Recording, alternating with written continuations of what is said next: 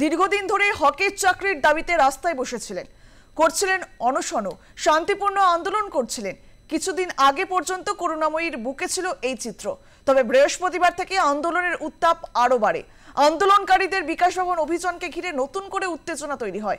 বৃহস্পতিবার সকাল থেকে রাত পর্যন্ত দফায় দফায় সংঘর্ষে জড়ান চাকরিহারা শিক্ষকেরা।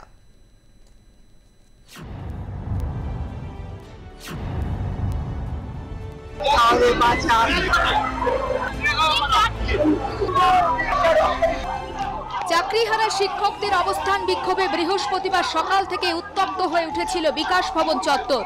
সেই উত্তাপের আঁচ আরো বাড়ল রাতে।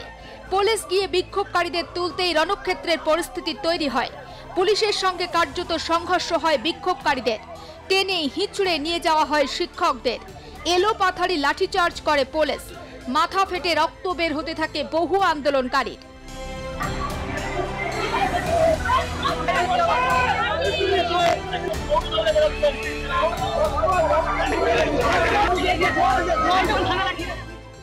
আর ঠিক সেই সময় বিকাশ ভবনের ভিতরে আটকে থাকা সরকারি কর্মীরা বাইরে বের হওয়ার চেষ্টা করেন। তাদের কার্যত স্কট করে বের করে নিয়ে যাওয়ার চেষ্টা করে পুলিশ। কিন্তু চাকরিহারারা বাধা দিতেই পরিস্থিতি আরো তপ্ত হয়ে ওঠে। কারো মাথা ফাটে, আবার কারো পায়েও আঘাত লাগে। পাল্টা ইট ছোড়ার অভিযোগ ওঠে আন্দোলনকারীদের বিরুদ্ধে। রাতেই আহতদের অ্যাম্বুলেন্সে করে হাসপাতালে পাঠানো হয়। হকের চাকরি চাইতে গিয়ে জুটল মার। এবার সেই নিগৃহীত চাকরিহারা শিক্ষকদের বিরুদ্ধেই বিভিন্ন অভিযোগে মামলা রুজু করল পুলিশ। সরকারি কাজে বাধা, পুলিশ কর্মীদের মারধর, সরকারি সম্পত্তি নষ্ট করা, সরকারি কর্মচারীদের আটকে রাখার অভিযোগে ওই শিক্ষকদের বিরুদ্ধে মামলা রুজু করা হয়েছে বিধাননগর উত্তর থানায়। পুলিশ আন্দোলনকারীদের খণ্ডযুদ্ধের পর রাতভর বিকাশ ভবনের সামনে অবস্থানে বসে থাকেন আন্দোলনকারীরা। শুক্রবার সকালেও উত্তেজনা ছড়ায়।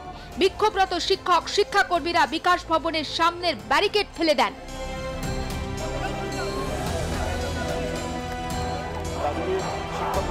পুলিশের সামনেই রাস্তায় বসে পড়েন। চাকরি ফেরানোর দাবিতে স্লোগান দিতে থাকেন।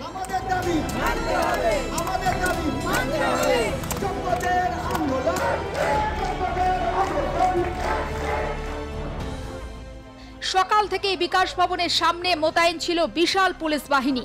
গোটা বিকাশ ভবনকে ব্যারিকেড দিয়ে ঘিরে রাখে তারা। বিকাশ ভবনের কর্মচারীরা ছাড়া আর কাউকে ঢুকতে দেয়া হয়নি। প্রত্যেক কর্মীর পরিচয়পত্র দেখে তবেই বিকাশ ভবনে ঢোকানো হয়। আন্দোলনকারীদের প্রতিবাদে কার্যত অবরুদ্ধ হয়ে পড়ে বিকাশ ভবন। ভিতরে শুরু হয় অবস্থান।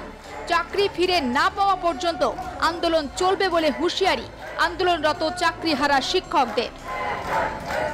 আমরা অনুরোধ জানাচ্ছি, যোগ্য চাকরিহারাদের চাকরি ফেরতের দাবিতে ওনারের মিরর ইমেজ কপি এবং তার থেকে যোগ্য বাছাই করে প্রত্যেক যোগ্য, যাতে একজনও যোগ্য বঞ্চিত না হয় শিক্ষাকর্মী এবং শিক্ষক শিক্ষিকা, সেই দাবিতে সমস্ত রাজনৈতিক মতপার্থক্য ভুলে সেলিম বাবুরা, শুভঙ্কর সরকাররা, সুকান্ত মজুমদার মাননীয় মন্ত্রী, সবাই doctor, nurse, professor, school college বিশ্ববিদ্যালয় অফিসার, কোর্ট কাছারি, ছাত্রের যৌবন মা বোনেরা, এই অবস্থায় বাংলার যোগ্য শিক্ষাকর্মী এবং শিক্ষকদের পাশে আপনারা দাঁড়ান।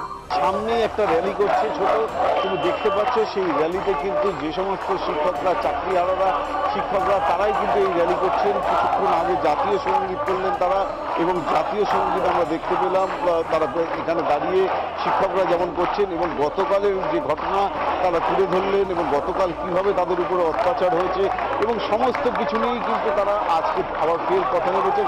এবং সকালবেলায় আমরা দেখেছি যে পুলিশ যে প্রস্তুতি নিচ্ছিল, যে বিকাশ ভবনের গেটের সামনে নতুন করে ব্যারিকেড দেওয়ার চেষ্টা করছিল, সেই ব্যারিকেড কিন্তু ফের আজকে ভেঙে দেওয়া হয়, এবং সেখানে কিন্তু অবস্থান বিক্ষোভ করছেন। এবং ক্রমশ যত সময় বাড়ছে শিক্ষকরা কিন্তু আসতে শুরু করেছে। চিত্র সাংবাদিক প্রসেনজিৎ শাহর সঙ্গে বিশ্বজিৎ পালের প্রতিবেদন, 8+ নিউজ, সল্টলেক।